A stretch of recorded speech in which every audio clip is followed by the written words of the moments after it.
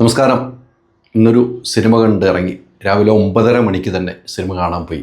നമ്മുടെ പ്രിയപ്പെട്ട മോഹൻലാൽ സംവിധാനം ചെയ്ത ബറോസ് സിനിമ കാണാൻ പോകുമ്പോൾ ഒരു കാര്യം ഓർമ്മപ്പെടുത്തുകയാണ് കേട്ടോ. 3D ആണല്ലോ. അപ്പം അവിടെ പോകുമ്പോൾ ഇങ്ങനത്തെ ഒരു ഗ്ലാസ് കിട്ടും.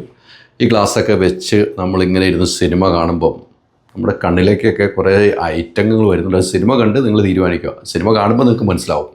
ഞാൻ ഈ സിനിമയിലേക്ക് കിടക്കുകയാണ്. സിനിമ കണ്ടു, എനിക്കിഷ്ടപ്പെട്ടു. നമ്മൾ മോഹൻലാൽ മുണ്ട് മടക്കി കുത്തി ആക്ഷൻ ചെയ്യണ സിനിമ കാണാൻ എന്ന രീതിക്ക് പോകല്ലോ. പക്ഷേ മോഹൻലാൽ എന്താണെന്നും മോഹൻലാൽ കാണിച്ച് വച്ചിരിക്കുന്ന ഒരു സിനിമ, അത് കാണേണ്ട സിനിമ തന്നെയാണ്. ഒരു ഫാൻറ്റസിയാണ്.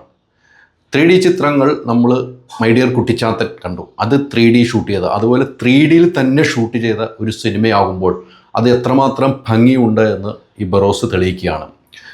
ഒരു നാടോടി കഥ എന്ന് വേണം ഈ സിനിമയെ പറയാൻ. ആ നാടോടി കഥ ഏതൊക്കെ രീതിയിൽ എത്രയൊക്കെ ഭംഗിയാക്കാമോ ആ രീതിയിൽ ഭംഗിയാക്കി വെച്ചിരിക്കുന്ന ഒരു സിനിമ തന്നെയാണ് ബറോസ് എന്ന കാര്യത്തിൽ സംശയമില്ല.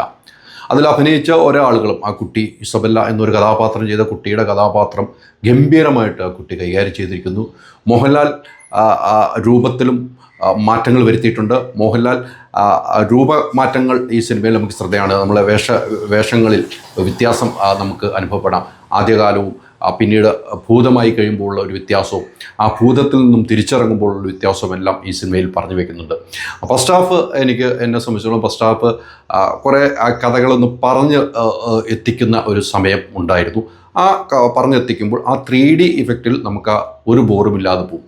സെക്കൻഡ് ഹാഫിലേക്ക് പോകുമ്പോഴാണ് കഥയുടെ ഭാവി മാറുന്നത്. എന്ന് വെച്ചാൽ കഥ ഏത് വശത്തേക്ക് പോകുന്നതെന്ന് നമുക്ക് ചിന്തിക്കാൻ പറ്റാത്ത രീതിയിലേക്ക് കൊണ്ടുപോകുന്നു. പിന്നെ ഗംഭീര ഫൈറ്റുമുണ്ട്. ആ ഫൈറ്റ് നമ്മൾ പറയണം. ഇവിടെയൊക്കെ ഏറ്റവും രസകരമായ കാര്യവും നമുക്ക് ഇഷ്ടപ്പെടുന്നൊരു കാര്യവും പറയാം.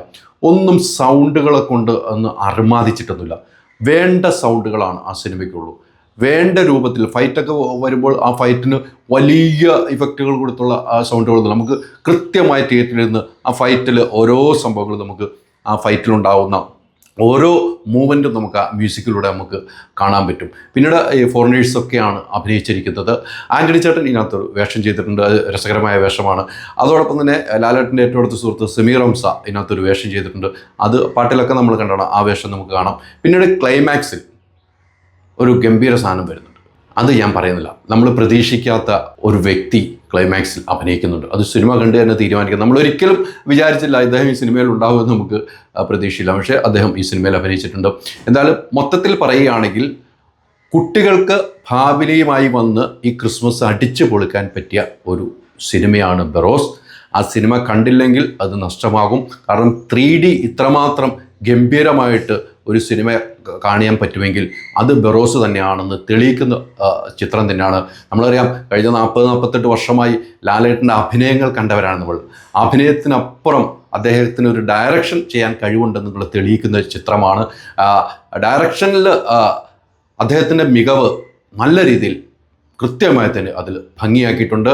അതോടൊപ്പം അഭിനയത്തിലും ലാലേട്ടൻ, അഭിനയത്തിൻ്റെ കാര്യത്തെക്കുറിച്ച് നമുക്കൊന്നും പറയേണ്ട കാര്യമില്ല. പക്ഷേ അഭിനയത്തിനപ്പുറത്തേക്ക് ഡയറക്ടർ അദ്ദേഹത്തിൻ്റെ അദ്ദേഹത്തിലുണ്ടായിരുന്നു എന്നുള്ള ആ ഒരു എന്താണ് പറയുക, അതിന് വാക്കുകൾ കിട്ടുന്നില്ല. അതിൻ്റെ ഒരു തെളിവാണ് ഈ സിനിമ ബറോസിലൂടെ അദ്ദേഹം കാഴ്ചവെച്ചിരിക്കുന്നത്. പിന്നെ ക്യാമറ പറയാതിരിക്കാൻ വയ്യ.